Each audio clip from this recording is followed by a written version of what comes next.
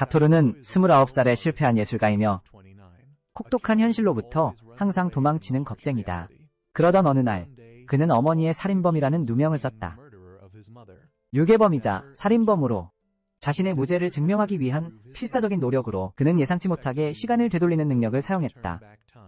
자신을 보내어 과거로 돌아가 진짜 살인범을 찾아 그리고 그에게 모든 대가를 치르게 하는 이 사람이 후지누마 사토루이다. 29살에 스멀스멀 기어오르는 두려움을 느끼는 고군분투하는 만화가이다. 자신의 마음속 깊이 파고드는 것에 대한 두려움, 억압된 기억과 감정들이 숨겨져 있는 곳, 그리고 이 두려움은 그의 그림에 깊이 영향을 미치는 듯하다. 한 편집자가 가차없이 평론하게 만들었다. 그의 작품들은 명확한 기술적 결함은 없지만 그들은 핵심적인 어떤 불필요한 깊이가 부족하다고, 왜냐하면 그릴 때 더 깊이 파고들어야 하기 때문이다. 그의 작품이 너무 제약되어 있어서 반영하지 못하기 때문이다. 그의 진정한 자아를 이스라린 비판은 사토루가 자신이 속하지 않는다고 느끼게 만든다. 특히 29살의 나이에 많은 사람들이 이미 자신의 경력을 확립했을 때 그는 여전히 고군분투하고 있는 반면 아르바이트 피자 배달 일로 겨우 생계를 매일 유지하기 위해 그 말들이 내가 다르게 했더라면 좋았을 텐데가 계속해서 그의 마음속에 울려 퍼진다. 하지만 그것들은 진정한 후회감을 전혀 품지 않는다. 단지 스쳐 지나가는 변명일 뿐, 자신의 정체에 직면하는 것을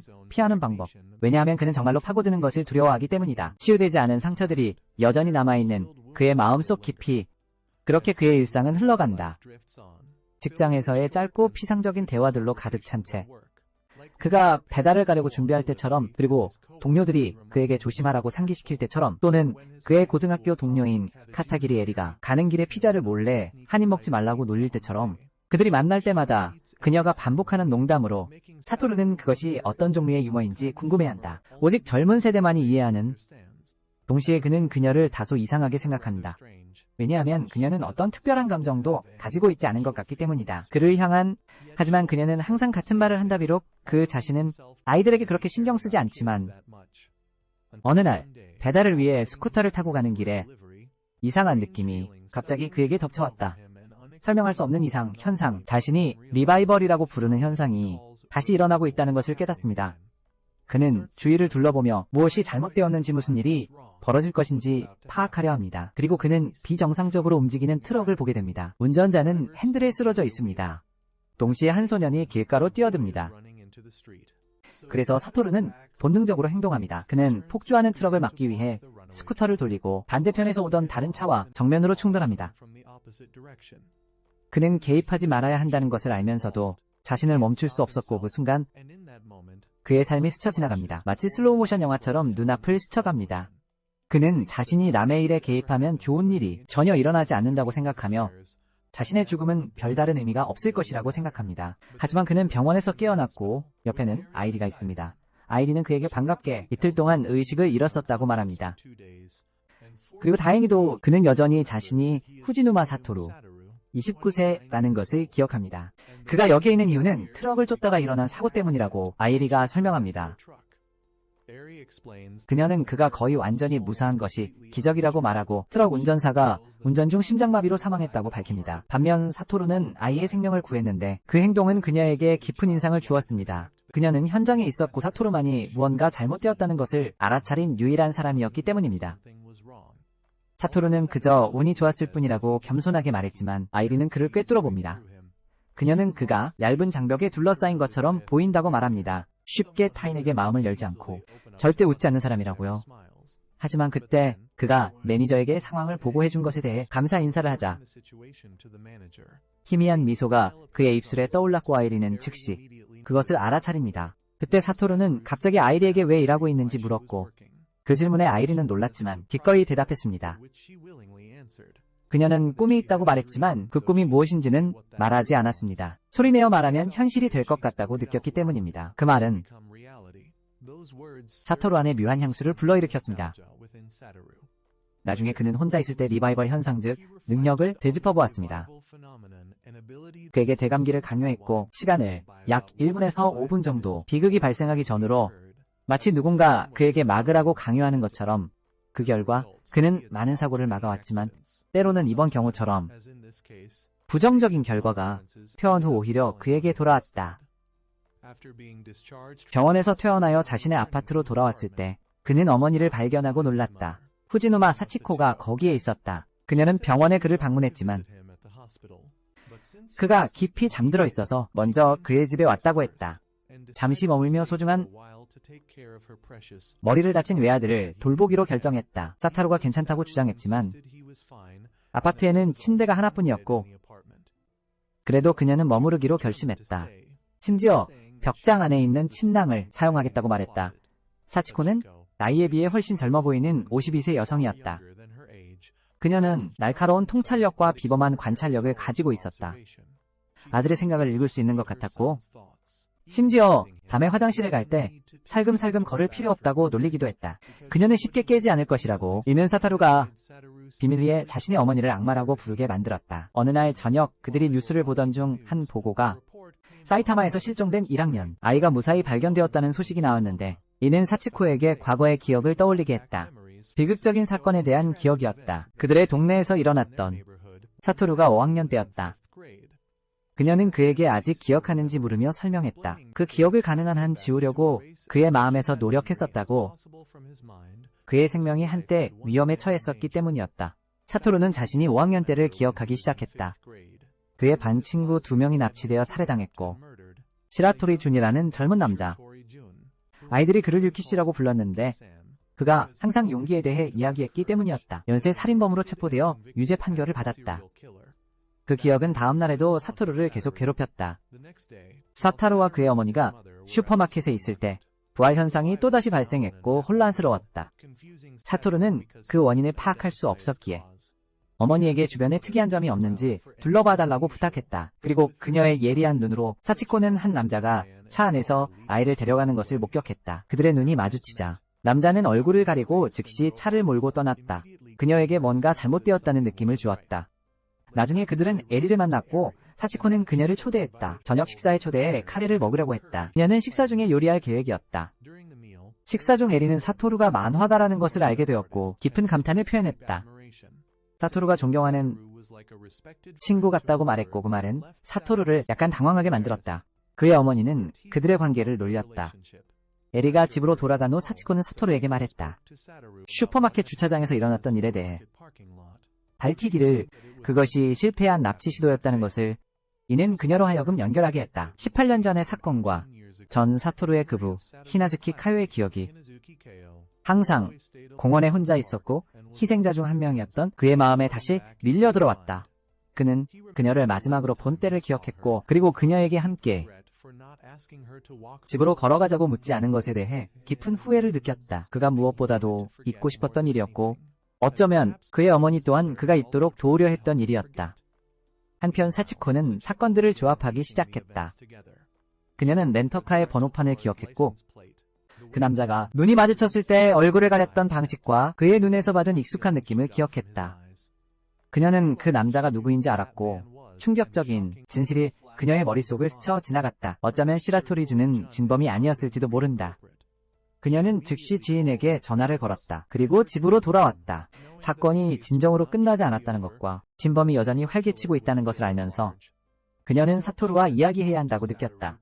그에게 모든 진실을 말해주기 위해. 하지만 그녀는 또한 과거를 들추는 것이 자신과 아들 둘 다를 위험에 빠뜨렸다는 것을 깨달았다. 살인범은 자신이 식별되었다는 것을 알고 있었다. 바로 그 순간에 살인자가 그녀를 뒤에서 공격했다. 그녀는 휴대폰을 잡으려 했지만 실패했다. 사토루가 퇴근하고 집에 돌아왔을 때 그는 알아챈다. 문이 잠겨있지 않다는 것을 평소와는 달랐다. 그의 어머니는 항상 조심성이 많았기 때문에 그는 그녀를 불렀지만 아무런 대답이 없었다. 그리고 그는 거실로 들어섰다. 그리고 끔찍한 광경과 마주했다. 그의 어머니가 피 웅덩이 속에 바닥에 쓰러져 있었다. 칼이 그녀의 등에 꽂혀 있었다. 사토루는 패닉에 빠져 절망적으로 그녀를 흔들었다. 하지만 이미 너무 늦었다. 그녀의 피가 그의 손을 물들였고 그때 마침 이웃이 카레를 돌려주러 왔다. 그의 어머니가 전날 밤 그녀와 나누어 먹었던. 그녀는 그 광경을 보고 공포에 질려 비명을 질렀다. 잠시 후 경찰이 도착했다. 사토루가 피 묻은 손을 한 것을 발견하고 즉시 그를 유력한 용의자로 지목했다. 그 순간 사토루의 마음은 단 한 가지 생각으로 가득 찼다. 모든 것이 잘못됐다. 그는 그러지 않았다. 패닉에 압도되어 그는 달아났다. 그가 경찰로부터 도망치던 중 가장 강력한 리바이벌 현상이 그가 경험했던 것 중 갑자기 발생했다. 이번에는 그를 단 몇 분 전으로 되돌려 보내지 않았다. 그것은 그를 훨씬 먼 과거로 던져버렸다. 그가 눈을 떴을 때 그는 자신을 발견했다. 익숙하면서도 낯선 곳에서 그는 어린 시절 친구가 자신의 이름을 부르는 것을 보았다. 그리고 그가 학교 가방을 메고 있다는 것을 깨달았다. 그는 과거로 돌아갔던 것이다. 초등학생 시절로 돌아갔다. 끔찍한 연쇄 유괴 사건이 시작되기 직전으로 사토루는 자신을 발견했다. 혼란스럽고 낯선 현실 속으로 던져진 채 그의 29세 의식이 갇혀 있었다. 어린 시절의 몸 안에. 그는 깨달았다. 그가 1988년 2월 15일로 시간 여행을 했다는 것을, 그 사건을 그는 리바이벌 현상이라고 불렀다. 하지만 이번에는 그 규모가 그가 겪었던 어떤 것보다 훨씬 컸다. 단 몇 분만이 아니라 무려 18년 전으로 그는 자신을 발견했다. 자신의 옛 교실에 앉아 있었다. 어린 시절 친구들에게 둘러싸여 이야기하고 있었다. 마스크맨과 블랙 같은 TV 프로그램에 대해 신나게, 또는 드래곤 퀘스트 같은 비디오 게임, 오래전에 잊혀진 시대를 떠올리게 하는 로맨스의 이름. 혼란스러운 감각이 그를 덮쳤다. 그는 자신의 자리가 어디였는지조차 기억할 수 없었다. 멍하니. 그는 조용하고 고독한 소녀 히나즈키 쿄의 책상으로 걸어갔고 즉시 그부들에게 놀림을 받았다. 그들은 그가 쿄를 좋아하고 두 명의 이상한 아이들인 그들이 완벽한 짝이 될 것이라고 농담했다. 선생님이 출석을 부르는 동안 사타루의 머릿속에는 혼란스러운 생각들이 맴돌았다. 왜 그가 여기 있는 거지? 대체 무슨 일이 벌어지고 있는 거지? 이게 현실인가? 그는 18년 전의 과거를 다시 겪고 있었기 때문이다. 너무나 잊으려 했었던 과거에 압도되어 그는 두통이 있는 척 양호실에 가려 했지만 대신 가방을 움켜쥐고 곧장 집으로 달려갔다. 그의 어머니 사치코를 보고 싶은 불타는 열망이, 그가 방금 미래에서 잔인하게 살해당하는 것을 목격했던 바로 그 여인이 그의 모든 발걸음을 이끌었다. 집에 도착해서 그는 엄마라고 외쳤다. 그의 목소리는 고통과 안도감으로 떨렸다. 하지만 그녀는 아직 집에 없었다. 여전히 직장에 있었다. 그는 안으로 들어섰다. 주변의 모든 것에 깊은 향수를 느끼며 그녀가 마침내 살아있는 모습으로, 건강하고 빛나는 모습으로 나타나자 사토루는 감격에 휩싸였다. 그의 어머니는 비록 그의 이상한 행동에 놀라고 약간 혼란스러워했지만 부드럽게 그를 위로했다. 저녁 식사는 소박한 햄버거 스테이크로 시작되었다. 그녀가 요리한 단순한 이 요리는 이제 사토루에게 엄청난 의미를 지니게 되었다. 그것은 평화의 맛이었다. 가족의 그가 한때 잃었던 소중한 순간들의 맛, 그리고 이제 되찾을 기회를 얻은 것이다. 그는 이 작은 행복한 순간들을 잊고 있었다는 것을 깨달았고 스스로에게 맹세했다. 다시는 그것들을 놓치지 않겠다고. 그는 이 거대한 부활이 목적이 있다는 것을 이해했다.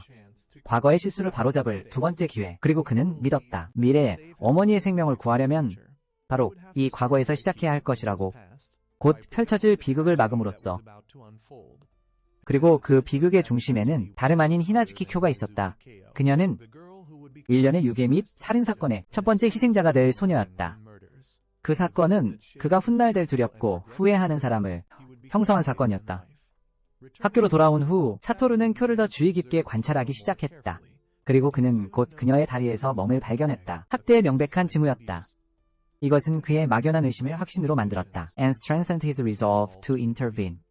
Meanwhile, his friends, Kazuo, Osamu Hiro, and especially Kenya, a boy, wise and perceptive, beyond his years, once again took notice of Satoru's attention toward Kyo. They kept teasing him, and Kazu even ran to tell Kyo directly that Satoru liked her.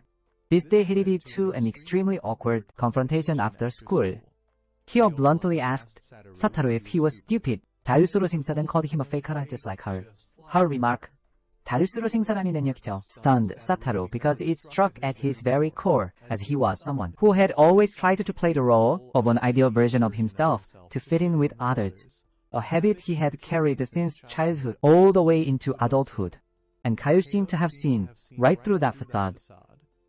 The conversation ended strangely when the girl suddenly asked him if he could kill someone for her, a question filled with despair and darkness. After their talk, Satoru reflected deeply on Kyo's words. He realized that by calling him fake, she did not mean she knew he was from the future, but that she recognized he was just like her, both of them wearing masks. He played the role of a cheerful, sociable boy, while she acted indifferent and emotionless. Both were trying to hide their pain and fear inside. Then Kenya approached Satoru. saying he felt that Sadaru's concern for Kayo was something very important, not just a childish crush, and offered his help, along with the others afterward. Kenya suddenly suggested that Satoru read the student essay collection, where Satoru found Kyo's essay titled The Town Where Only I Vanish. The essay was a silent cry for help, a painful confession of extreme loneliness, and a yearning to escape to an island with no adults, no friends, no teachers, and no mother or place without suffering or sorrow. Reading those lines, Satoru fully understood Kyo's situation, and he knew he had to act. He began planning, and the first step was to create an opportunity for them to grow closer. He asked his mother for permission to hold a birthday, 3월 2일 파티에 카요를 초대할 계획. 이것은 그가 과거에 한 번도 해본 적 없는 일이었다. 다른 미래를 만들 수 있는 작은 변화였다. 그 후, 그는 방과 후 공원에서 카요를 찾으러 갔다. 그녀가 늘 혼자 앉아있던 곳이었다. 집에 가기 싫어 어두워질 때까지 앉아있는 그녀에게 다가갔다. 그리고 이번에는 솔직해지기로 결심했다. 그는 연기하고 있음을 인정했다. 하지만 그 이유는 그가 원했기 때문이었다. 친구를 원했고 다른 사람들에게 사랑받고 싶었기 때문이었다. 그리고 그는 역할을 충분히 오래 연기하면 결국 그것이 자신이 누구인지의 일부가 된다고 믿었다. 그 생각은 그에게 미래의 아이리가 했던 말을 떠올리게 하는 생각이었다. 사토루의 진심은 카요에게 닿은 듯했다. 그리고 그는 기회를 잡아 그녀를 자신의 생일 파티에 초대했다. 그녀가 자신이 초대한 첫 번째 사람이라는 점을 강조하면서 잠시 놀란 후 카요는 동의했다. 눈이 내리기 시작하던 그 순간 사토루는 자신의 손이 얼어붙는 것을 깨달았다. 장갑을 잊었기 때문이었다. 그리고 카요는 갑자기 그의 한 손을 잡아 따뜻하게 해주었다. 작지만 깊은 의미를 지닌 몸짓이었다. 두 외로운 영혼 사이의 첫 번째 연결. 그것은 29세 사토루의 마음을 당황하게 하고 얼굴을 붉어지게 했다. 그리고 그 소녀가 그가 요즘 말하기 더 쉬워졌다고 말했을 때 사토루는 실수로 그것이 자신이 더 이상 그녀에게 거짓말하지 않기로 결심했기 때문이라고 말해버렸다. 이것은 카요를 당황하게 하여 도망가게 했지만 어쩌면 마음속 깊이 작은 온기를 느꼈을지도 모른다. 눈 덮인 공원에 홀로 서서 그가 18년 전 카요를 마지막으로 봤던 바로 그 장소에서 사토루는 자신의 결심을 다시 한번 확인했다. 그는 더 이상 카요를 혼자 두지 않을 것이다. 그는 그녀 곁에 있을 것이다. 그녀의 고통스러운 과거를 바꾸고 그렇게 함으로써 자신의 미래를 바꿀 것이다. 그의 29세의 마음은 다급하게 움직이기 시작했다. 그가 조각난 오래된 비극의 기억들을 조합하면서 히나즈키뿐만 아니라 카니시 아야와 스기타 히로미도 희생자였음을 기억해냈다. 하지만 그는 중요한 세부사항을 깨달았다. 당시 히나즈키만이 10살이었다는 것이다. 그것은 그녀의 생일이 3월에 그녀가 사라졌을 때 아직 오지 않았다는 것을 의미했다. 사토루는 이로부터 결정적인 시점을 유추해냈다. X일, 히나즈키가 유괴된 날은 분명히 그 사이에 3월 1일부터 그녀의 생일 사이에 있었을 것이다. 만약 그날을 정확히 찾아낼 수 있다면 유괴를 막고 비극적인 시간선을 완전히 바꿀 수 있을 터였다. 학교에서는 분위기가 활기 넘치게 변했다. 스케이팅 대회가 열렸고 남자아이들은 짝을 이루어 경쟁했다. 불행하게도 사토루는 하마다와 짝이 되었다. 전국 선수권 대회의 스타이자 우승 아이스하키 팀의 선수이며 과거에도 이길 수 없었던 상대였다. 여자아이들은 히나즈키에게 사토루를 응원하라고 재촉했고 그녀는 망설이며 사토루에게 이길 수 있을 것 같냐고 물었다. 그녀에게 깊은 인상을 주고 껍질을 깨고 나오게 하고 싶었던 사토루는 최선을 다하겠다고 약속했다. 경주가 시작되자 사토루는 어른으로서 물리학과 신체 역학에 대한 이해를 바탕으로 한 이점을 살려 탁월한 출발을 했다. 모두가 놀란 가운데 하마다를 앞질렀다. 하지만 그때 그의 내면에서 갈등이 폭발했다.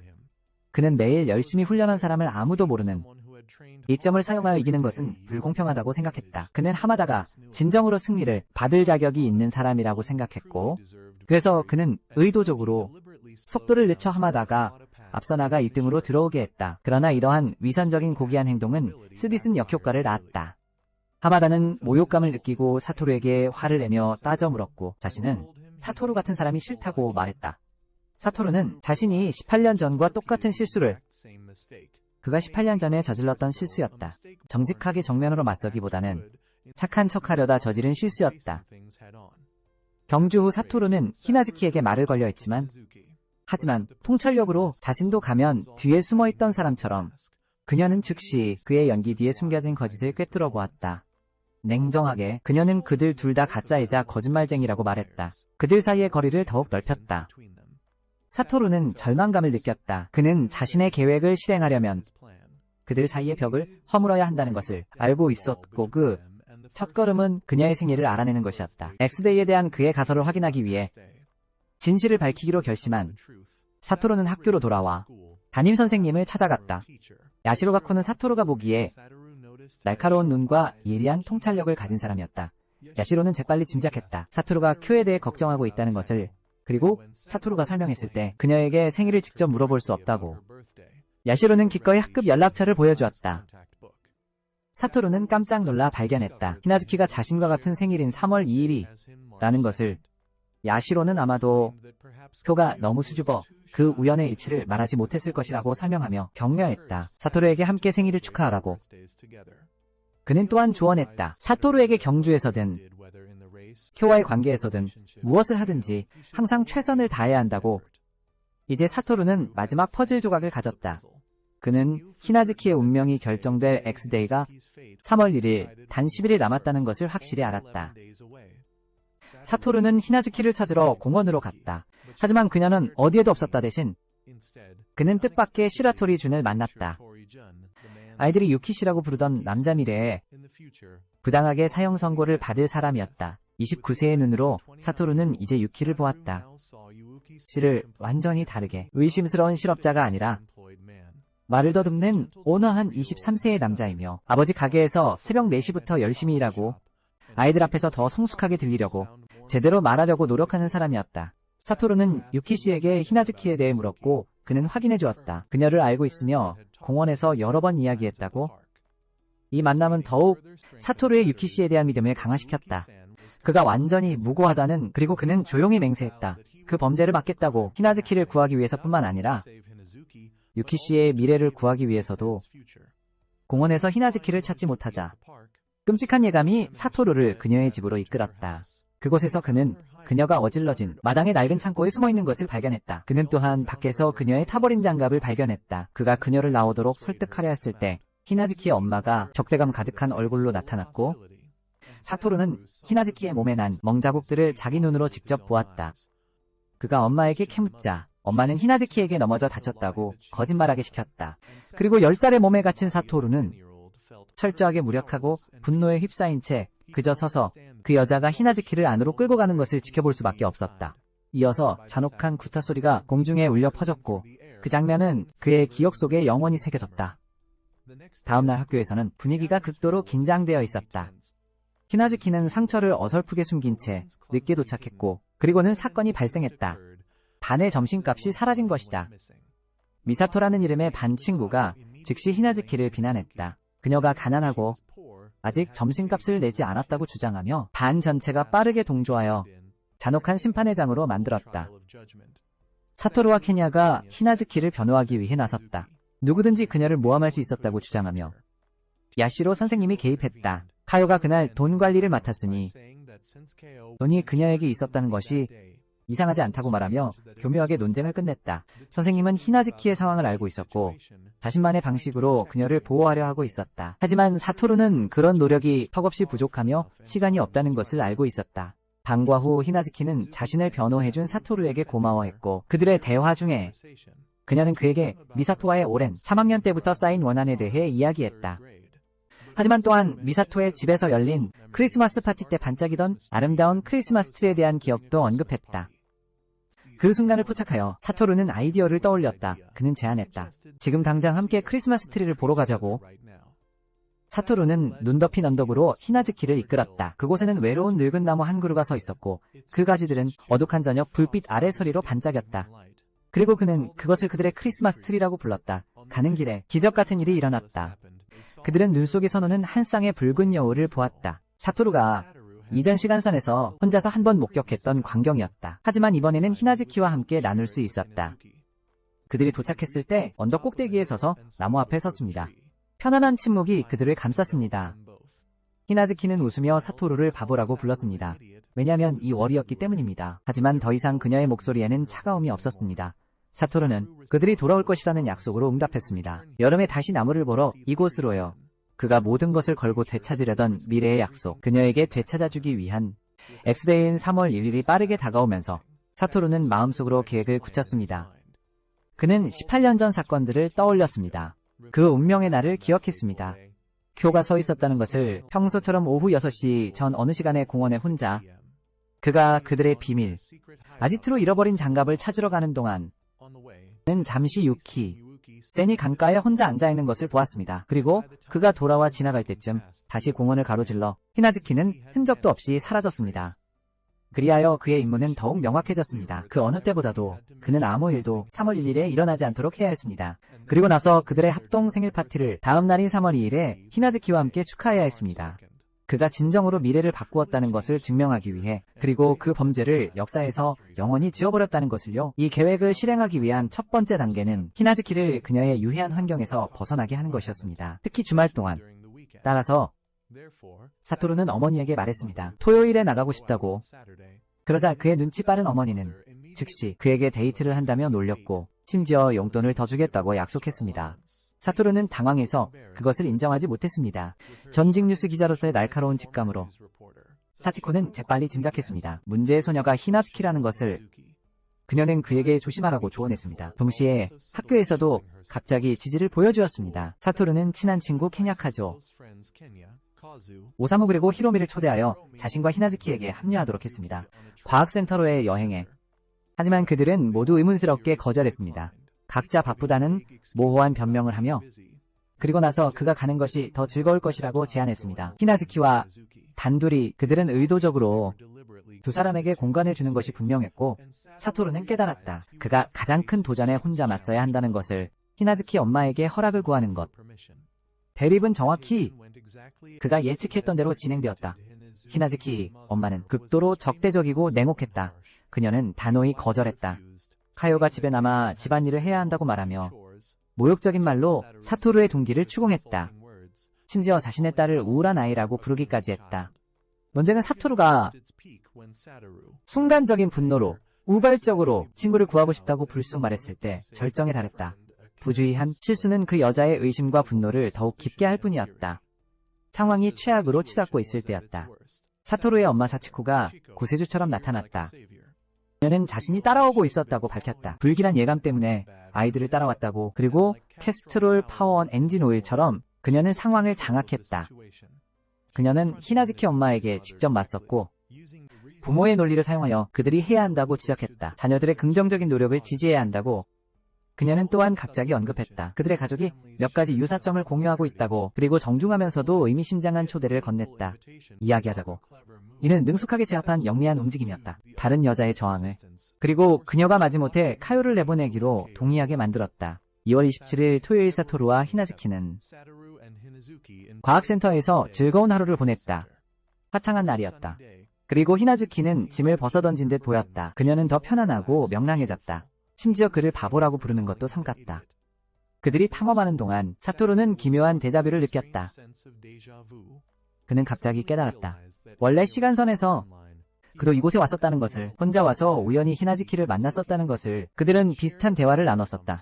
섬뜩한 생각이 그의 마음에 스며들었다. 그가 무의식적으로 같은 과거를 반복하고 있을지도 모른다는. 다시 한번. 하지만 그가 걱정에 잠겨들려던 바로 그때 확연히 다른 일이 일어났다. 그의 친구들이 갑자기 나타났다. 그들은 자신들의 볼일을 일찍 마쳤다고 말했다. 일찍 끝내고 그들에게 합류하러 왔다고. 이것은 완전히 새로운 일이었고 부인할 수 없는 증거였다. 그의 행동이 정말 변화를 만들었다는 것을. 사토루는 안도감과 희망이 밀려드는 것을 느꼈다. 미래는 더 이상 정해진 길이 아니었다. 다음 날들은 낙관적인 분위기 속에서 지나갔다. 월요일에 2월 29일 히나즈키는 제 시간에 학교에 도착했다. 그녀의 얼굴은 밝고 생기 넘쳤다. 전에는 결코 일어나지 않았던 일이었다. 사토루는 실수로 칭찬을 불쑥 내뱉었다. 그녀의 얼굴이 예쁘다고 말했고이는 온 학급의 또 다른 놀림으로 이어졌다. 그는 다음날 아침에 그녀를 데리러 오겠다고 약속했다. 3월 1일 X데이, 그가 가장 경계해야 했던 날. 그리고 마침내 운명의 날이 왔다. 사토루는 히나즈키의 곁을 하루 종일 지켰다. 아침에 그녀를 데리러 갔고 함께 학교에 갔으며 수업이 끝난 후에도 그는 고집했다. 그녀를 아동센터에 데려가 놀자고.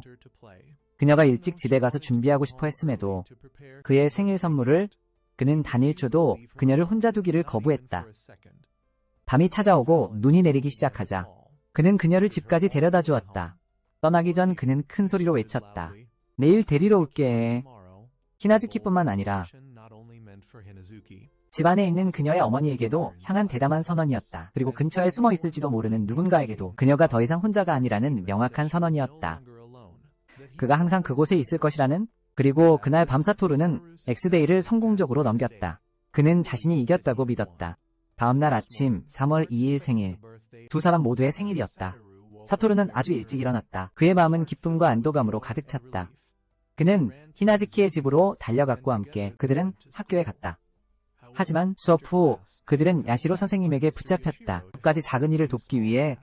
그리고 그들이 사토루의 집에 도착했을 때 큰 놀라움이 기다리고 있었다. 그들을 위해 모든 친구들이 와 있었다. 사토루의 어머니와 함께. 그들은 몰래 성대한 생일 파티를 준비했던 것이다. 심지어 야시로 선생님까지 참여했던 계획이었다. 파티는 활기차고 따뜻한 분위기 속에서 진행되었다. 외로운 생일과는 완전히 반대되는 분위기였다. 사토루는 18년 전 일을 경험했다. 히나즈키는 많이 웃었고 선물도 받았다. 그리고 처음으로 진정한 친구들에게 둘러싸였다. 사토루에게 선물을 다 못 만들어서 미안하다고 사과했지만 다음날 주겠다고 약속했다. 사토루는 기꺼이 그 약속을 받아들였다. 사토루가 히나즈키를 집에 바래다 주었을 때 그녀는 그에게 고마워하며 약속을 다시 말했고 그날 밤 사토루는 완전한 승리감을 느끼며 잠자리에 들었다. 그는 해냈다 역사를 바꾼 것이다. 그러나 다음날 아침 그는 늦잠을 자서 학교로 서둘러 갔다. 늦지 않았다는 것을 확인하고 안도의 한숨을 쉬었지만 그때 선생님의 한마디가 그의 온 세상을 산산조각냈다. 카요만 오늘 늦었구나. 히나즈키는 학교에 오지 않았다. 사토루는 얼어붙었다. 그는 생일 파티 다음날 히나즈키가 나타나지 않았고 그 약속은 서로에게 했던 전날 밤의 약속이 결코 이루어지지 않을 것이라는 잔인한 진실이 사토루를 파괴적인 강타처럼 덮쳤다. 히나즈키는 학교에 오지 않았다. 그는 순진한 변명으로 스스로를 위로하려 했다. 그녀가 생일 선물을 마무리하느라 늦게까지 깨어 있어서 늦잠을 자서 늦었을지도 모른다고 자신에게 말했지만 익숙한 불길한 예감이 그의 마음속으로 스며들기 시작했다. 그는 가만히 앉아있을 수 없었다. 그는 학교 밖으로 뛰쳐나가 히나즈키의 집으로 달려갔다. 조용하고 차가운 집 앞에서 헛되이 그녀의 이름을 불렀다. 그때 그는 불안한 징후를 발견했다. 발자국이 성인 사이즈 부츠에 이틀 전 내린 눈 위에 찍혀 있었는데 이는 그가 떠난 후 성인 남자가 그곳에 있었다는 명백한 증거였다. 그의 모든 희망은 무너졌다. 그는 자신이 실패했음을 알았다. 그는 소녀의 운명을 바꿀 수 없었다. 다음 이틀 동안 사토루는 학교에 가지 않고 집에 머물렀다. 죄책감과 절망감에 빠져 있었다. 집에 있는 동안 그는 우연히 어머니 사치코가 전 이시카리 방송국 동료와 통화하는 것을 엿들었다. 그들은 히나즈키의 실종 소식을 대중의 공포를 피하고 다른 아이들을 보호하기 위해 언론에 알리지 않는 것에 대해 논의하고 있었다. 사토루는 과거에도 어머니가 늘 조용히 자신을 잔인한 현실로부터 보호하려 했다는 것을 깨달았다. Truth. Sachiko comforted him saying it was not his fault, that no one could do everything but her words could not ease the feeling of helplessness and guilt tormenting him. 디 스로싱아 하는 메스 스로싱이란 친카네 디 콘저 톰 카난티 에라 이스스모키라도 디 톰 카난티 카염레스 had moved to live with her grandmother in Sapporo due to family reasons alike agreed upon by the school and the parents association to silence rumors. But Satoru knew the truth. He noticed that despite the media blackout, a police car still stood watch near Hinazuki's house, a sign that an investigation was quietly underway. And then history began to repeat itself, cruelly. Just 6 days after Hinazuki's disappearance, the second victim, Nakanishi Aya, a student from Izumi Elementary School, also went missing. The focus of the investigation immediately shifted to a series of child abductions, and the police car near Hinazuki's house began appearing less frequently in a moment of unbearable heartbreak. Satoru saw Hinazuki's mother throwing away a garbage bag. Inside were a pair of half-knitted wool gloves. The unfinished birthday gift Hinazuki had promised to give him, a shattered symbol of a promise that would never be kept. And right after that, Satoru's world collapsed. The revival phenomenon ended abruptly. hurling him back to the cruel reality of 2006. He found himself once again a 29-year-old fugitive hiding beneath a bridge, and through the crackling of police radios, he heard his name declared the prime suspect in the murder of his own mother. Fujinuma, Sachiko, the cruel reality crashed down on him. He had failed to save Hinazuki. His mother was dead, and now he was a wanted man with no other choice. He had to keep running. While on the run, he sought help from his manager at the pizza shop, lying that he had argued with his mother and run away from home. The kind Harushiro Shinkira manager let him stay without suspicion. However, when Satoru watched the evening news, he realized it would not be long before his identity was revealed, and that the manager, being a law-abiding citizen, 예상대로 분명히 경찰에 신고할 터였다. 다시 도주할 준비를 하는 동안 그는 발각되었지만 경찰이 아닌 직장 동료 에리에게 그녀는 그를 찾았고 망설임 없이 자신의 차로 그가 도주하는 것을 도왔다. 에리는 사토루를 태우고 그녀의 삼촌 집으로 향했다. 그녀가 머물고 있던 곳이었다. 그리고 뉴스에서 모든 것을 알고 있다고 밝혔다. 그리고 경찰이 그녀의 직장을 신문한 것을 통해 그럼에도 불구하고 그녀는 그의 무죄를 완전히 믿었다. 그와 같은 남자는 절대로 살인을 저지를 수 없다고 단호히 말했다. 그의 사랑하는 어머니와 그녀의 무조건적인 믿음은 강력한 사토루에게 가장 어두운 시간의 힘의 원천이 되었다. 그녀는 또한 18년 전 사건에 대한 책을 돌려주었다. 그가 남겨두었던, 그리고 그들이 함께 그것을 검토하면서 사토루는 중요한 세부사항을 알아차렸다. 그가 놓쳤던 히나즈키의 사망 날짜가 기록에 박혀 있었다. 더 이상 3월 1일이 아니라 3월 3일 인형 축제였다. 그는 자신이 완전히 실패한 것이 아니라는 것을 깨달았다. 그의 행동이 히나즈키를 이틀 더 살려두었다.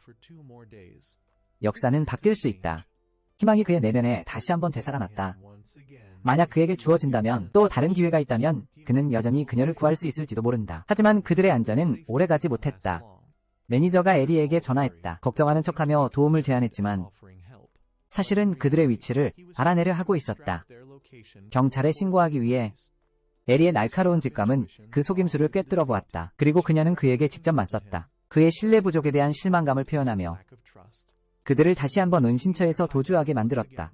다리 아래 숨어 있는 동안 사토루는 에리에게 왜 그렇게 완전히 자신을 믿을 수 있는지 물었다. 그리고 그녀는 그에게 자신의 과거 이야기를 들려주었다. 그녀의 아버지가 어떻게 가계절도 혐의로 억울하게 고발당했는지에 대해, 그리고 비록 그가 무죄였음에도 그녀 어머니의 믿음 부족이 그들의 가족을 파괴했다. 그 이후로 에리는 맹세했다. 자신이 항상 신뢰의 편에 서는 것을 선택할 것이라고.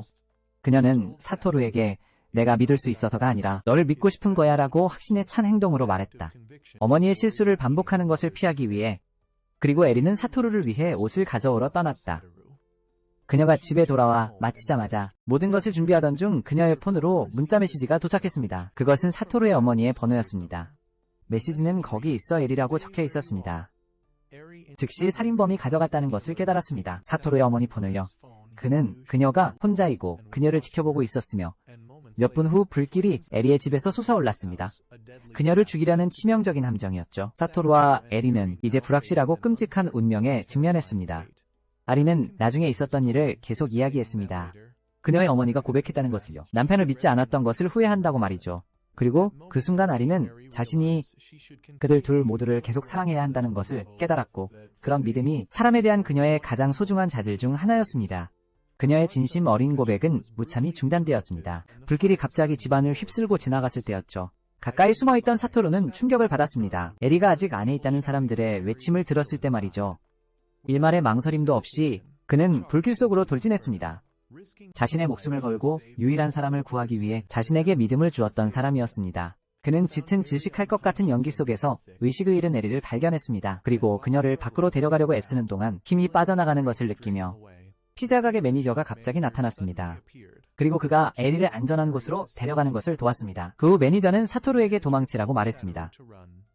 자신이 모든 공로를 그녀를 구한 것으로 가져가 그를 보호하겠다고 말이죠.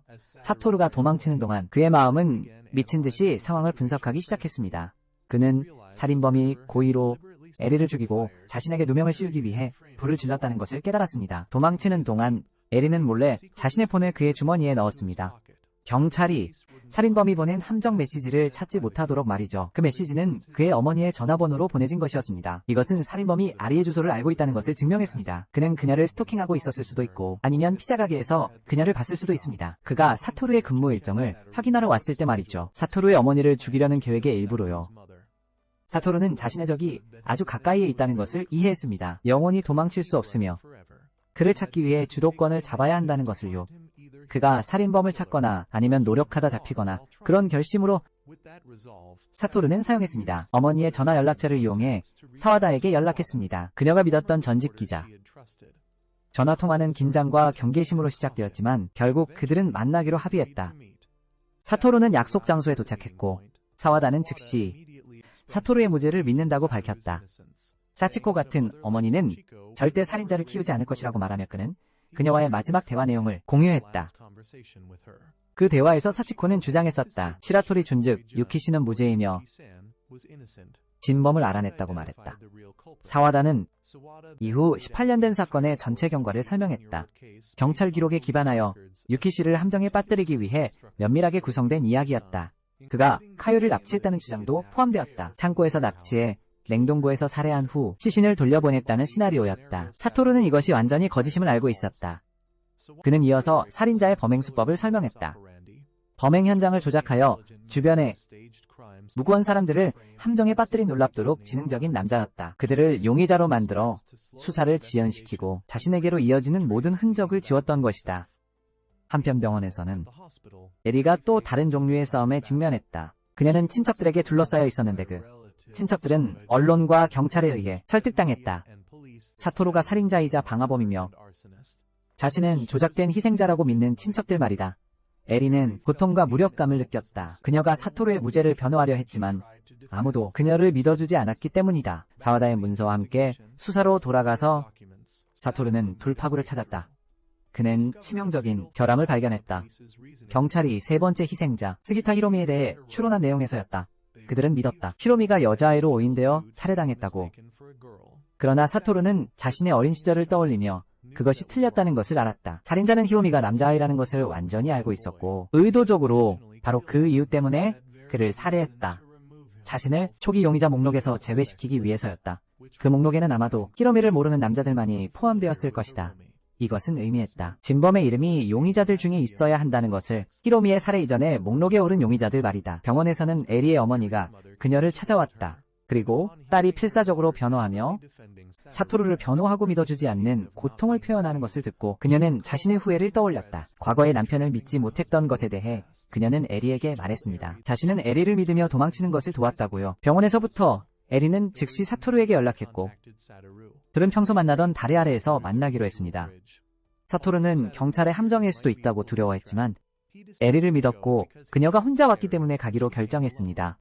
그곳에서 에리는 사토루에게 마지막 용의자를 알려줬습니다. 니시조노라는 남자 도시 시의원이자 피자 가게의 단골 손님이었죠. 그는 쉽게 접근할 수 있는 사람이었습니다. 그들의 근무 일정과 주소에도요.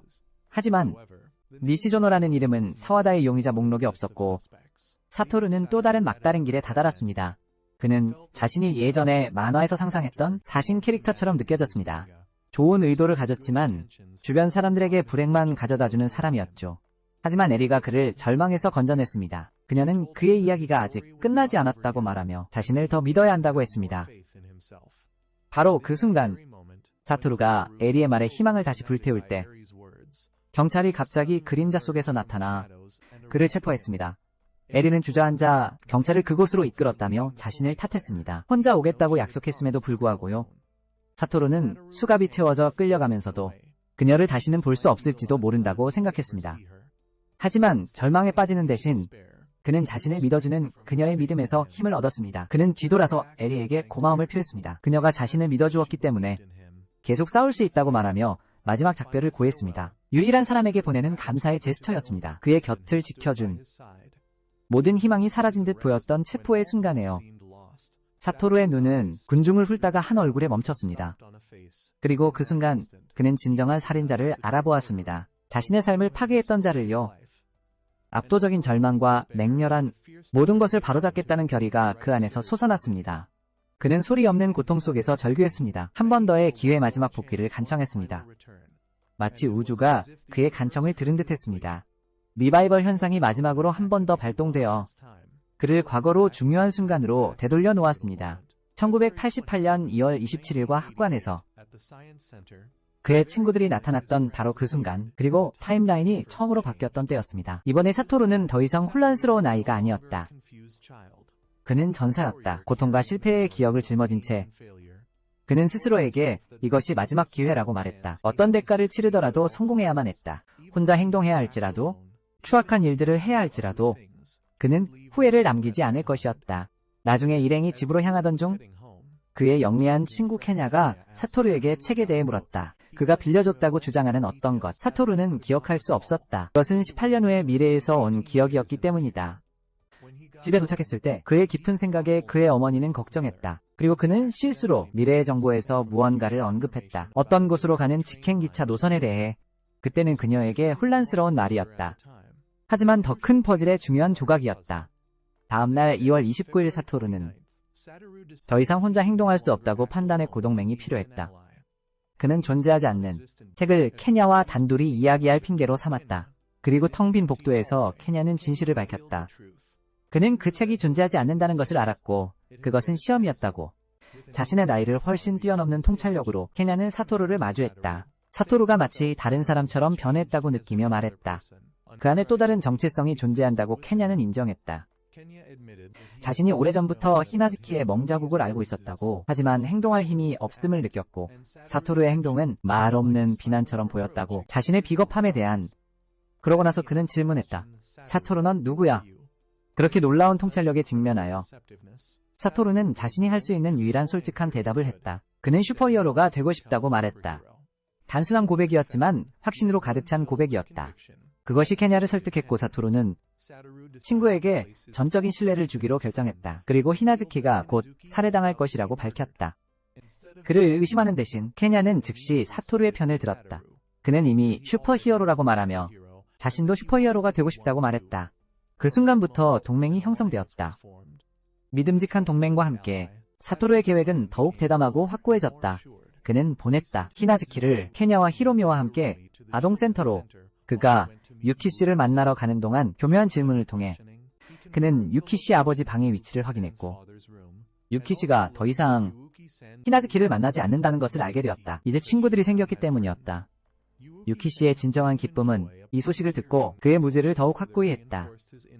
사토루의 눈에는 그는 살인자가 단순히 그들이 함께 있는 것을 보고 부드럽고 남을 잘 믿는 사람에게 누명을 씌우기로 결정했다고 이해했다. 3월 2일 생일 파티 후 밤이 되자 사토루는 행동을 개시했다. 그는 유키씨의 집으로 몰래 가서 얼음 덩어리를 던져 아버지 방 창문을 깼다. 이것은 경찰을 부르고 완벽한 유키씨의 알리바이를 만들기 위한 의도적인 기물파손 행위였다. 바로 그 범죄의 밤에. 그리고 그는 히나즈키의 집 근처에 숨어 그녀의 엄마를 지켜봤다. 그리고 어두운 분노가 그 안에서 치솟았다. 그는 그녀를 제거하는 것을 고려했다. 히나즈키에 대한 직접적인 위협을 제거하기 위해. 하지만 케냐가 제때 개입했다. 만약 그가 살인자가 된다면 그 누구도 보호할 수 없다고 그에게 상기시키며 그를 벼랑 끝에서 끌어냈다. 사토루는 이어서 그의 마지막 가장 무모한 계획을 실행하기로 결정했다. 그는 히나즈키를 직접 유기할 것이었다. 그는 파티 후에 그녀를 만나서 단도직입적으로 말했다. 내가 너를 유기할 거야 라고. 그리고 히나즈키는 절대적인 신뢰를 담아 그저 응이라고 대답했다. 그들은 함께 버려진 버스로 갔다. 케냐가 기다리고 있는 그들의 비밀 아지트였다. 그들은 차가운 버스를 아늑한 임시거처로 바꾸었다. 히나즈키를 위한 안전한 요새였다. 그날 밤 사토루는 컵라면을 가지고 돌아왔고 그들은 늦은 식사를 함께했다. 드문 평화의 순간이었다. 그리고 사토루는 히나즈키에게 여름 캠핑 여행을 약속했다. 밝은 미래를 위한 서약이었다. 그는 되찾기 위해 싸우고 있었다. 다음날 3월 3일 그들은 히나즈키를 안전하게 지키는 데 성공했다. 사토루는 이때부터 모든 것이 미지의 영역임을 알고 있었다. 살인자의 행동과 히나즈키의 엄마는 예측 불가능해져 있었다. 학교에서 그들은 히로미를 계획에 끌어들였고 히나즈키는 그녀의 영리함으로 모두가 핑계를 댈 수 있는 방법을 고안했다. 만약 발각된다면 그녀가 더 이상 수동적인 희생자가 아니라는 것을 증명하며. 하지만 그들 곁에 있는 전사. 그러나 그날 밤 히나즈키가 잠든 사이에 누군가 와서 무언가를 놓고 떠났다. 사토루는 새로운 하루를 시작했다. 일찍 잠에서 깨었고 그의 어머니 사치코는 그를 위해 여분의 도시락을 조용히 준비해 두었다. 그는 버려진 버스에 있는 비밀 기지로 갔다. 그곳에서 히나즈키가 기다렸고 그들은 아침 식사를 함께했다. 다가올 폭풍 전의 평화로운 순간이었다. 학교에 가는 길에 사토루는 뜻밖의 마키시마 아야를 만났다. 두 번째 희생자가 되었을 소녀였다. 그가 막으려 싸우고 있던 것을 상기시켜주는 것이었다. 수업 시간에 그와 친구들은 연극을 계속했다. 그는 모른 척했다. 히나즈키가 어디 있는지 모른다고 했고 나중에 사토루는 야시로 선생님과 이야기했는데 그가 고무적인 소식을 전했다. 그는 아동복지센터에 연락했었고 그날 저녁 히나즈키의 집을 방문할 예정이었다고 계획대로 그녀를 구출하기 위한 중요한 단계였다. 복지 담당자들은 야시로 선생님과 함께 히나즈키의 집으로 갔다. 하지만 집은 비어 있었다. 그녀의 어머니는 그들을 보자마자 도망쳤던 것이다. 그래도 야시로 선생님은 쿄가 안전하다고 모두를 안심시켰다. 사토루에 대한 그의 믿음을 암묵적으로 보여주면서 그들의 기지로 돌아와 사토루는 히나즈키에게 그 소식을 전했다. 그리고 그 승리감에 젖은 순간 그녀는 그에게 뒤늦은 생일 선물인 털실 장갑 한 켤레를 주었다. 그녀가 직접 짰던 것인데 마지막 약속이 이뤄지면서 사토루는 감격의 눈물을 흘렸다. 그는 마치 기다려온 것 같았다. 평생을 이 순간을 위해. 하지만 그들의 기쁨은 오래가지 못했다. 히나즈키가 누군가 버스에 침입했다고 말했다. 전날 밤에 그리고 그들이 수상한 종이 상자를 조사했을 때 그들은 살인 도구 세트를 발견했다. 질식을 위한 숯과 스프레이, 캔 그리고 다른 도구들이었다. 사토루는 즉시 그 버스가 안전한 피난처가 아니라 살인자의 은닉처임을 깨달았다. 그가 도구들을 보관했던 장소였다. 임박한 위험을 깨달은 사토루는 결정을 내렸다.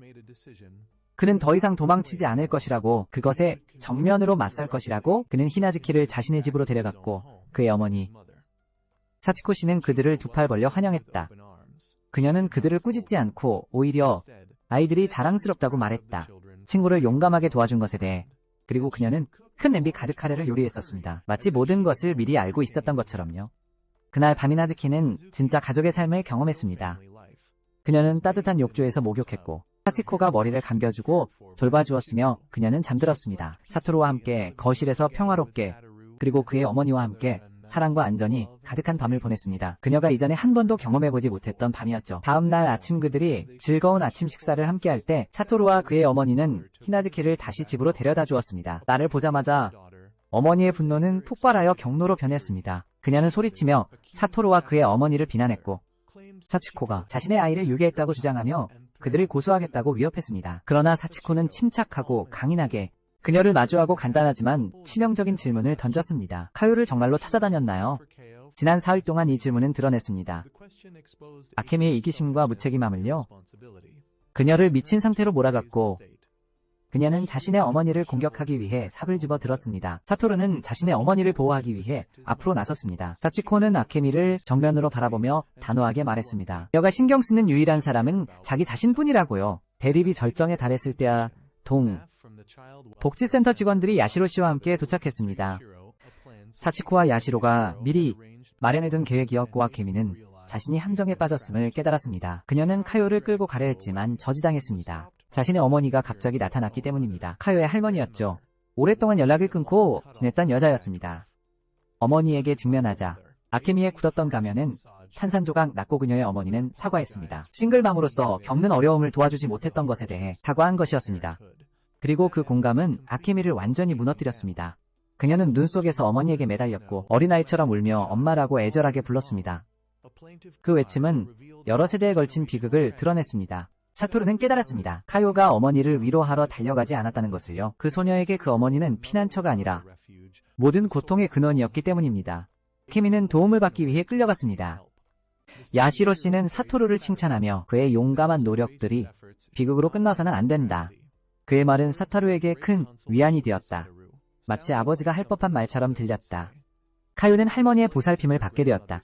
그녀가 떠났을 때 진정으로 해방감을 느꼈다. 그녀는 사토루에게 눈물과 희망 가득한 작별 인사를 했다. 그녀가 가는 것을 보며 사토루는 그 에세이를 떠올렸다. 나만이 없는 거리, 이제 카요는 더 이상 사라지고 싶어 하지 않을 것이라고 생각했다. 자신만의 길을 걸어 밝은 미래로 나아갈 것이었다. 카요가 안전해지자 임무는 완수되었다. 하지만 사토루는 공허함을 느꼈다. 살인범이 여전히 밖에 있다는 것을 알았기 때문이었다. 그리고 다음 표적은 히로미와 나카니시 아야가 될 것이었다. 그는 다음 임무를 계획하기 시작했다. 그는 나카니시 아야를 추적하여 그녀의 일상을 파악했다. 그리고 한 번은 우연히 그와 그의 어머니가 야시로 씨의 차를 얻어 탔다. 여행 중에 사타루는 우연히 야시로의 수납칸에서 사탕상자를 발견했다. 작지만 이상한 세부사항이었고 야시로는 담배 대용으로 그것들을 사용한다고 설명했다. 사타루는 더 이상 혼자 행동할 수 없다고 결심했다. 그는 케냐를 데리고 버려진 버스에 있는 그들의 비밀기지로 갔다. 그리고 모든 진실을 털어놓았다. 그는 연쇄살인범이 아이들을 표적으로 삼고 있다고 믿었다. 그리고 카요를 학대로부터 구하는 것은 그 살인범을 막기 위한 더 큰 계획의 일부일 뿐이었다. 케냐는 사타루의 이야기가 미친 소리처럼 들린다고 인정했다. 하지만 친구를 믿기로 했다. 그는 말했다. 중요한 것은 이야기가 말이 되는지 아닌지가 아니라 사타루를 믿는지 여부이며 그는 믿기로 선택했다고. 히로미도 그들의 동맹에 합류했다. 세 명 모두 돕기 위해 무엇이든 할 의지가 있었다. 그리고 뜻을 같이 하는 친구들의 지지와 함께 슈퍼히어로인 사타루는 더 이상 혼자라고 느끼지 않았다. 그는 후회하며 그 말을 떠올렸다. 내가 그녀를 구할 수만 있었다면 18년 전 어머니에게 흐느끼며 말했던 그리고 다시는 그런 일이 일어나지 않도록 맹세했다. 그는 모두를 구할 것이었다. 그리고 그들의 최종 계획이 시작되었다. 그들은 나카니시 아야에게 적극적으로 다가가기로 결정했다. 그래서 사타루와 히로미는 아야가 자주 가는 곳으로 함께 갔다. 그들의 다른 친구인 카즈오와 오사무가 호기심에 몰래 그들을 따라왔다는 것을 모른 채였다. 초등학교 졸업식에서 사토루 reflected on his original life in 1988. A life haunted by the losses of Kyo, Harumi and Nakanishi and a sense of guilt that had carved a deep hole in his heart. Mr. Yashiro's speech about filling the gaps in each person's soul resonated deeply with him. Now that Hinazuki Kyo was safe, Satoru's mission shifted to the next target, Nakanishiya. He and his companions, Kenya and Hiromi, approached Aya, and after an initially awkward conversation about piano and Shakespeare, they invited her to visit their secret base. Aya first thought it childish, but she was drawn in by Kaju's sincerity and enthusiasm, which he protected as a symbol of adventure. And from that, a friendship blossomed. Aya began spending time at the base, escaping her loneliness, and Kazuo volunteered to escort her, coming every day to pick her up after cram school. A pure, lovely relationship formed. Meanwhile, Hiromi also found his own happiness. He confided to Satoru and Kenya that he had always felt lonely because his parents came home late. But taking part in the mission to fill the gaps for Kyo and Aya helped him fill his own emptiness. With the three original victims now wrapped in friendship and no longer alone, Satoru felt as if his mission had been accomplished. However, an unease remained. He realized he had only saved the victims, not caught the killer, and that the killer, stripped of his intended prey, would surely search for alternative targets. Then he noticed Misato Yanijihara, the classmate who had been ostracized after the lunch money incident, and realized that Misato's isolation had made her an ideal new target. Satoru's fear was confirmed when he learned that Mr. Yashiro had invited Misato to watch an ice hockey game of pretext to bring her to a secluded place, and Satoru knew he had to act. He went to the rink to watch Misato. Suddenly, Misato stood up and went toward the restroom. Time crawled. Satoru grew anxious, thinking she had been gone too long, and at that moment, Mr. Yashiro appeared holding a lollipop. 그는 사타루에게 거기서 뭘 하냐고 물었다. 그러자 사타루는 미사토와 얘기하고 싶다고 더듬거렸다. 하지만 야시로는 미사토가 이미 떠났다고 아무렇지 않게 알렸고 게임이 시작조차 안 했는데 사타루는 깜짝 놀랐다. 직후 그는 시라토리 가문의 트럭을 보았다. 과거에 의심받았던 그부의 가족이었다. 그리고 그는 야시로 씨에게 몸을 돌렸다. 뭔가 있다고 말하며 당장 확인해야 할 것이 있다며 그의 도움을 간청했다. 야시로의 차 안에서 사타루는 상황을 설명하려 했다. 그는 그들의 탐정놀이와 친구들에 대해 말했다. 외로운 아이들을 보호하려는 그들의 노력의 위장이었다. 그는 납치범이 숨어있다고 가장하고 찾았다고 설명했다. 자주 혼자 있는 소녀들과의 우정을 야시로는 들었고 사타루를 칭찬했다. 비록 그들이 단지 놀고 있었을 뿐이라도 상관없다고 말하며 실제 결과가 나온다면 말이다. 하지만 그때 대화는 걱정스러운 방향으로 흘러갔다. 야시로는 미사토의 외로움을 알아본 사타루의 정신과 용기를 칭찬했다. 미사토의 외로움을 사토루는 고백했다. 히로미가 말해줘서 알았을 뿐이라고. 그리고 미사토를 미끼로 간접적으로 이용한 것에 대해 죄책감을 느꼈다고 유인하기 위해 살인자를 야시로는 뒤틀린 철학으로 그를 위로했다. 미끼를 사용하는 것은 정당한 전술이며 사타루의 최근 모두에게 향한 비정상적으로 친근한 행동은 모두 그 목적의 일부였다고 말했다. 사타루는 그때 자신의 생각을 말했다. 모두의 마음속 공허함을 채우고 싶다고? 자신의 것과 다른 사람들의 것 모두를. 그리고 그 순간 그는 자신의 치명적인 실수를 깨달았다. 그것은 정확히 야시로가 졸업식에서 사용했던 말과 똑같았다. 이전 타임라인의 연설에서 야시로는 기묘하게 웃었다. 위대한 정신은 서로 통한다고 말하며 그것이 바로 자신의 인생 철학이며 그가 말할 계획이었던 졸업식 날에 대해 만약 그가 6학년 담임으로 배정받았다면 말이다. 야시로는 사타루에게 독백을 이어갔다. 그가 죄책감이나 수치심을 느낄 필요가 없다고 말하며 미사토를 미끼로 사용한 것에 대해 선과 악은 단지 같은 동전의 양면일 뿐인 행동이었다고 사람들이 보상하기 위해 취한 자기 자신의 부족함 때문에 너무나도 극단적인 사고방식이라 사타루의 등골을 오싹하게 만들었습니다. 야시로는 자신이 직접 어떤 특정 인물에게 접근하기 위해 온갖 일을 했었다고 때로는 직접적으로 때로는 간접적으로 심지어 비열한 수법까지 써가며 즐거움을 느꼈다고 밝혔습니다. 사타루는 순진하게 그 사람이 여자친구냐고 물었고 야시로는 답했습니다. 어떤 의미에서는 연애와 비슷하다고. 둘 다 마음의 구멍을 채우는 방식이었기 때문이라고요. 그리고는 글로브 박스를 향해 손을 뻗으며 사타루에게 사탕을 먹겠냐고 물었지만 사타루가 들여다보았을 때 안에 텅 빈 사탕 상자를 보고 나자 야시로는 한 문장을 내뱉었고 그것은 사타루의 모든 세상을 무너뜨렸습니다. 결국 이건 내 차가 아니거든. 그 순간 사타루는 모든 것을 이해했습니다. 살인자는 낯선 사람이 아니었습니다. 그가 가장 신뢰했던 바로 그 선생님이었습니다. 여전히 입가에 미소를 띤 채 야시로는 독백을 이어갔습니다. 사람의 가장 행복한 순간은 항상 변한다고 말하면서요. 그리고 그에게 있어 그 순간은 바로 지금 마음속 공허함을 채울 수 있는 순간이었습니다. 그가 원하는 것을 찾고 그것을 자신의 것으로 만들려 노력하면서 말이죠. 더 많은 장애물에 직면할수록 그것을 극복했을 때의 행복은 더 커진다고요. 야시로는 사토루의 거짓말을 확인해 주었습니다. 그가 단지 가장한 것이 아니라 유괴범이 있었다는 것을 말입니다. 그는 그런 사람이 존재한다고 확신하며 행동했습니다. 그는 처음에는 믿기를 거부했다고 인정했습니다. 누군가 자신의 마음을 읽을 수 있다는 것을 받아들일 수 없었기 때문이죠. 뒤틀린 즐거움으로 그는 자신의 전체 계획을 이야기했습니다. 사타루를 자신의 상대로 인식하지 못했다고 말하며 그가 아야를 따라가는 것을 보기 전까지는요. 그가 사토루와 그의 어머니를 집으로 태워다 준 날은 그가 아야와 함께 계획을 실행하려 했던 바로 그날이었습니다. 아이러니하게도 말이죠. 그는 결국 조언을 해주고 있었습니다. 자신의 먹잇감을 훔쳐간 바로 그 소년에게 말입니다. 그것은 사타루가 자신의 계획을 망친 두 번째였습니다. 그래서 그는 우연이 아니라고 의심하기 시작했습니다.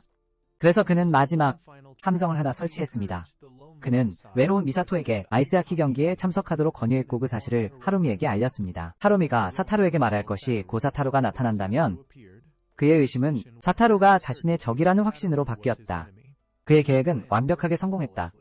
그는 미사토에게 약이 든 음료를 주어 설사제를 타서 그녀를 화장실로 유인했고 시라토리 푸드에 배달을 시켜 트럭이 정확한 시간에 나타나도록 했다. 사타루를 속이기 위한 가짜 장면을 만든 것이다. 퍼즐의 모든 조각이 그가 계획했던 대로 완벽하게 맞춰졌다. 그는 이것이 자신의 본 모습이라고 말하며 그들이 타고 있는 차는 방금 훔친 것이라고 했다. 특별히 고른 것은 주변에 다른 많은 같은 모델과 색상의 차가 있었기 때문이라며 언제든지 미끼로 바꿔치기 할 수 있다고 했다.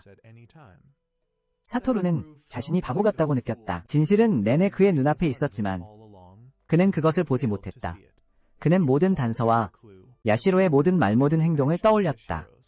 심지어 야시로 가쿠라는 이름이 용의자 명단에 있었던 것까지 기억했다. 사다의 집에서 보았던 명단이었다. 하지만 어머니의 이름도 그곳에 있었고 야시로를 너무 깊이 신뢰했기 때문에 그는 자신을 속여 그의 선생님을 용의자 명단에서 제외했었다. 하지만 이제 벌거벗은 진실에 직면하자 그는 받아들여야 했다. 살인자가 다름 아닌 야시로라는 것을 바로 눈앞에 앉아있는 야시로였다. 차는 담을 뚫고 질주했고 눈이 내리기 시작했다. 아름답지만 차가운 죽음을 예고하는 불길한 풍경이 펼쳐졌다. 야시로는 다리 밑으로 차를 몰아 중간쯤에 멈췄다. 그는 사토루에게 안전벨트를 풀 수 없다고 말했다.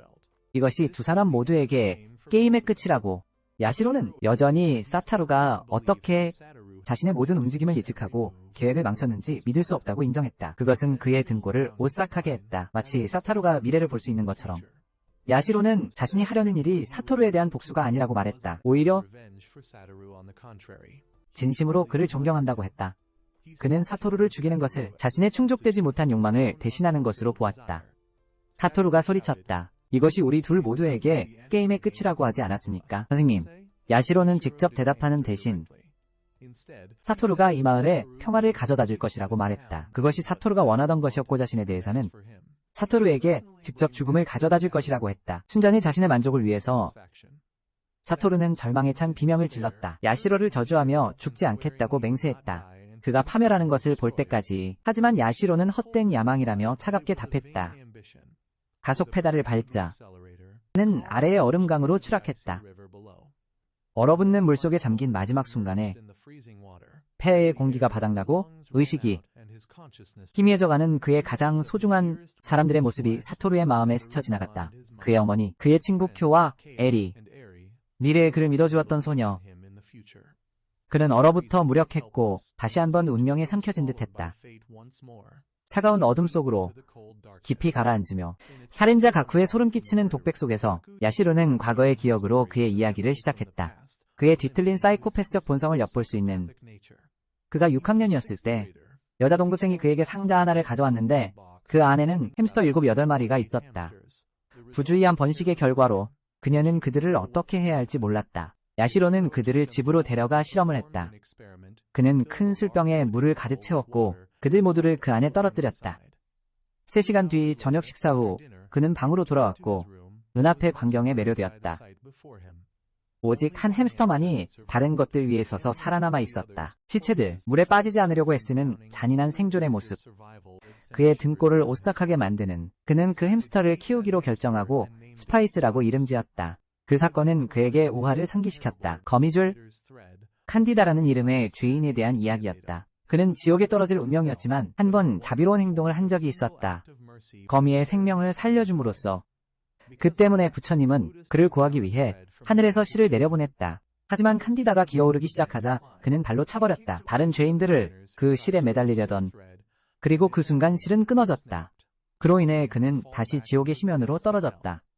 야시로는 스파이스를 만난 이후로 그는 거미줄을 보기 시작했다고 설명을 이어갔다. 특정 사람들의 머리 위에 매달려 있는 그리고 그 실을 가진 사람을 보면 누구든 죽였다. 그러던 어느 날 사토루라는 소년이 그의 계획을 망쳤고 그 소년의 머리 위에도 거미줄이 나타났다.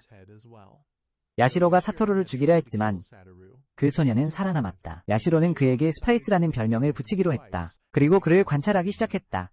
이야기는 현재로 전환되었다. 사토루는 15년간의 혼수 상태 끝에 마침내 깨어났다. 그의 정신은 여전히 11살이었다. 하지만 그의 몸은 26살의 몸으로 성장했다. 그는 혼란스러웠다. 너무나 다른 세상 새로운 시대에 방향을 잃었다. 그가 알지 못했던 그의 어머니 사치코는 비범한 사랑과 인내심으로 지난 15년을 하루 4시간씩 그의 몸을 돌보는 데 헌신하며 보냈다. 그의 관절과 근육이 위축되지 않도록 보장하며 그녀는 심지어 EMS 장치를 사용했다. 지난 3년 동안 그가 깨어날 날을 준비하기 위해 그리고 그 덕분에 그의 회복은 의학적 기적으로 여겨졌다. 의사 키타무라가 반복적으로 그의 상태에 대한 놀라움을 표현했다. 사토루가 의식을 되찾았음에도 불구하고 그는 그의 중요한 기억 대부분을 잃었다. 특히 그를 혼수 상태에 빠뜨렸던 그 사건과 관련된 것들. 그 기억들은 잠겨있는 것 같았다. 그의 마음속 닫힌 문 뒤에 그는 읽고 이해할 수 있었다. 인내와 같은 복잡한 성인 단어들을 심장 모니터 그리고 상실감과 같은 그의 29살 타임라인의 기억들이 어딘가에 여전히 존재한다는 신호였다. 하지만 그는 중요한 사건들을 기억할 수 없었다. 그가 어렸을 때 일어났던 이러한 모순은 그를 자기 자신에 대해 깊이 혼란스럽게 만들었다. 사토루의 새로운 삶은 재회와 함께 시작되었다. 그의 오랜 친구 케냐와 히로미와의 이제는 성장하여 성공한 케냐는 변호사가 되었고 히로미는 의사가 되었다. 그들은 병원에서 그를 방문했고 사토루는 즐거운 대화를 나누었다. 그들과 사소한 일들에 대해. 하지만 그는 알아차렸다. 케냐가 그에게 무언가를 묻고 싶어하는 것 같다는 것을. 중요하지만 망설이는. 아마도 그의 어머니가 조심하라고 경고했기 때문일 것이다. 그의 어머니는 그가 회상하는 것을 막으려 하는 것 같았다. 그녀가 15년 동안 오직 그만을 위해 살아온 과거를. 사토루는 그가 기억하지 않기를 바란다면 자신도 노력하지 말아야 한다고 생각했다. 하지만 운명적인 만남이 모든 것을 바꾸었다. 재활 훈련 중 사토루는 예상치 못하게 히나즈키 카요와 재회했다. 과거에 그가 한때 목숨을 걸고 구했던 소녀 카요는 이제 하루미와 결혼하여 스기타 카요가 되어 있었다. 그녀는 무척 귀여운 아들을 안고 있었는데 이름은 무라이미레라는 뜻이었다. 카요는 사토루에게 고백했다. 그들이 행복을 찾은 것에 대해 죄책감을 느꼈다고, 마치 그를 두고 떠난 것처럼 그가 움직이지 않고 누워있는 동안. 하지만 기억하는 나이를 넘어선 성숙함으로 사토루는 자신의 운명은 자신이 쥐고 있다고 그녀를 안심시켰다. 그들이 죄책감을 느낄 필요가 없다고 믿었다. 지금의 자신이 자신의 선택의 결과라고. 눈물을 글썽이며 카요는 사토루에게 고마움을 표했다. 한때는 외로운 삶만을 상상했지만 이제는 가족이 생겼고 모든 것이 그 덕분이라고 말하며, 그 말들과 함께 무라이의 모습은 그가 만들어낼 수 있도록 도왔던 미래이기에 사토루를 깊이 감동시켰다. 비록 그는 정확히 무엇을 했는지 기억할 수 없었지만 그의 마음속에 결의의 불꽃이 다시 타올랐다. 새로운 목적에 이끌려 사토루는 재활에 진지하게 몰두했다. 의사에게 훈련 일정을 2배로 늘려달라고 요청하며 가능한 한 빨리 밖을 걸을 수 있기를 희망했다. 이 기간 동안 그는 또한 구미라는 이름의 어린 소녀와 친구가 되었다. 백혈병으로 치료받고 있던 그녀는 곧 수술을 받을 예정이었다. 자신의 경험을 통해 그는 그녀에게 용기를 가지라고 격려했다. 용기를 찾으려면 사랑하는 사람들의 미소를 상상해야 한다고 말해주었고, 물론 그녀 자신도 미소 지어야 한다고 했다. 이 순수한 우정은 사토루의 친절함과 다른 사람들을 보호하려는 마음이 결코 변치 않았음을 보여주었다. 그러나 그의 갑작스러운 명성은 또한 파파라치들의 관심을 끌었다. 가십 잡지에서 온 그들은 은밀히 병원 안뜰에서 그를 촬영했다. 누군가는 그를 보호하기 위해 개입해야 했다. 이런 성가신 일은 마지막 만남의 무대를 마련했다. 어느 날 한 낯선 남자가 나타나 자신을 소개했다. 정치인 니시조노 마나부라고. 하지만 사토루는 묘한 친근감을 느꼈다. 그때 그 남자는 그의 진짜 정체가 드러났다. 그는 가쿠 야시로였다. 사토루의 5학년 담임 선생님. 15년 전 그를 익사시키려 했던 살인자. 사토루는 아직 기억을 되찾지 못했지만 그는 여전히 야시로와 대화했다. 야시로는 설명했다. 자신이 바뀌었다고. 정치가의 가문에 장가든 후 이름을 바꾸었고 이제 그 장인의 정치 경력을 물려받았다고. 심지어 자신이 직접 주선했다고 밝혔다. 쿠미가 바로 그 병원에 입원하도록 병원 원장과의 인맥을 통해 그는 사토루가 일찍 깨어난 것을 알고 있었다고 말했다. 그리고 그를 다시 만나기 위해 15년을 간절히 기다려왔다고. 그의 말은 거짓과 분명한 숨겨진 협박으로 가득했다. 어느 날 오후 야시로는 사토루를 찾아가 제안했다. 더 조용한 곳으로 가서 이야기하자고. 파파라치를 피해 그는 사토루를 비밀 엘리베이터로 데려갔다. 그리고 그를 병원 옥상으로 데려갔다. 한적하고 금지된 고급 배경은 야시로에게 떠올리게 했다. 사토루와 친구들이 예전에 가졌던 비밀기지를. 그리고 바람 부는 옥상에서 숙적을 마주한 사토루는 마지막 비장의 카드를 꺼냈다. 그는 기억을 되찾았다고 선언했다. 회색빛 하늘 아래 차가운 병원 옥상에서 마지막 대결이 사토루와 그의 숙적 사이에서 야시로가 종말에 가까워지면서 절정에 달했다. 사토루가 모든 기억을 되찾았다고 알렸을 때 과거의 마지막 조각들이 그의 마음속에 제자리를 찾았다. 히나즈키 쿄와의 감격적인 재회를 통해 그가 구했던 소녀는 이제 행복한 엄마가 되어 있었다. 그리고 그녀와 그녀의 아들 무라이가 함께 있는 모습. 그녀의 진심 어린 감사와 함께 강력한 촉매제 역할을 했다. 그의 기억 속 잠긴 문을 활짝 열어젖힌 사토루는 마침내 모든 것을 기억해냈다. 그는 히나즈키를 구했던 것을 기억했다. 비극적인 운명으로부터. 그리고 친구들과 함께 아야와 미사토가 더 이상 외롭지 않도록 노력했었다는 것을 포식자에게 더 어려운 목표물로 만들면서 사토루의 힘은 되찾은 기억뿐만 아니라 친구들의 변함없는 지지에서도 나왔다. 케냐와의 나중 대화에서 그는 친구들이 자신을 결코 버리지 않았다는 것을 알게 되었다. 케냐는 그는 의도적으로 피했다고 설명했다. 과거를 파헤치는 것을 사토루가 육체적으로나 정신적으로 회복할 시간을 주기 위해. 하지만 사토루가 혼자 싸울 작정이라면 다시는 허락하지 않을 것이라고. 케냐는 사토루의 15년간 혼수 상태 동안 사토루의 용감한 행동이 모두에게 영감이 되었다고 밝혔다. 히로미는 병원에서 사토루를 방문한 뒤 의사가 되었고 케냐는 변호사가 되었고 계속해서 사와다와 협력하여 공격자를 수색했으며 사토루를 공격했던 그들은 아이에서 모두 강한 성인으로 성장했으며 그들의 영웅을 따라잡고 함께 싸우기를 열망했다. 그와 함께 케냐의 말은 울려 퍼졌다. 에어리의 말처럼 사토루의 마음속에 자신을 위해 누군가를 믿고 싶어하는 말처럼. 그리고 사토루는 진실을 깨달았다. 그는 혼자가 아니었다. 그에게는 동맹들이 있었다. 그리고 의지할 수 있는 진정한 친구들이 있었다. 그 자신감에 힘입어 사토루는 야시로와 대면했다. 그는 15년 전과 마찬가지로 집착한 채였다. 사토루가 자신의 모든 움직임을 예측할 수 있다는 생각에 마치 사토루가 미래를 볼 수 있는 것처럼. 그리고 사토루는 두려워하는 대신 그 사실을 확인했다. 야시로는 섬뜩하게 웃었다. 그리고 그의 마지막 계획을 드러냈다. 정교하게 사토루를 죽음으로 몰아넣기 위해 꾸며진 계획이었다. 그는 사토루가 대화를 비밀리에 녹음하고 있다는 것을 알고 있었다. 아마 케냐에게 전화했을 수도 있다고. 하지만 그는 신경 쓰지 않았다. 왜냐하면 공소시효가 15년 된 사건에 대해 만료되었기 때문이었다. 그리고 그는 더 이상 범죄를 저지르지 않을 것이라고 주장했다. 대신 그는 새로운 범죄를 꾸며냈다. 그는 쿠미에라면 사토루가 친구가 된 백혈병 환자의 사봉지가 주입될 것이며 오후 4시 30분에 치명적인 근육 이완제가 그리고 사토루의 지문이 그 봉투에 심어져 있었다. 야시로의 시나리오는 사토루가 자비로운 살인 행위를 저질러 수술을 앞둔 겁먹은 어린 소녀를 위해 행동했다고 했다. 그리고는 죄책감에 시달려 자살했으며 옥상에서 휠체어를 굴려 완벽한 벗어날 수 없는 덫이었다. 야시로는 사토루에게 선택을 강요했다. 미래를 보는 비밀을 밝혀서 쿠미를 구할 희박한 기회를 얻거나 아니면 침묵하고 둘 다 죽게 내버려 두라고. 하지만 시간은 다 됐고 야시로는 자신이 이겼다고 믿었다. 사토루의 말이 미래에 대한 거짓말에 불과하다고 확신했지만 사토루는 심리적 공격으로 전세를 뒤집었다. 그는 어머니와의 대화를 떠올렸다. 쿄가 방문했을 때 그가 기억을 되찾았다는 것을 깨달은 어머니는 쿄를 막으려 하지 않았다. 그녀는 사토루가 성장하여 자신의 과거를 직면해야 한다는 것을 알았기 때문이었다. 사토루는 다음 철학의 영감을 받았다. 자신 안에 공허함을 채우는 것. 야시로가 한때 그에게 가르쳤던 교훈이었다. 적의 눈을 똑바로 쳐다보며 사토루는 그들의 게임이 오래전에 끝났다고 설명했다. 그리고 진정한 승자는 모두를 구했기 때문에 바로 자신이었다. 히나즈키 쿄, 나카니시 아야 히로미 그리고 심지어 자신의 어머니까지 야시로가 원래 시간선에서 죽였던. 그는 자신의 가장 큰 비밀을 밝혀냈다. 자신이 여러 번 삶을 되풀이했다는 것. 그리고 야시로의 미래를 알고 있었기 때문에 야시로의 모든 계획을 파괴할 수 있었다. 그것이 야시로가 사토루와 관련된 그 누구도 죽일 수 없었던 이유였다. 사토루 자신을 포함해서 말이다.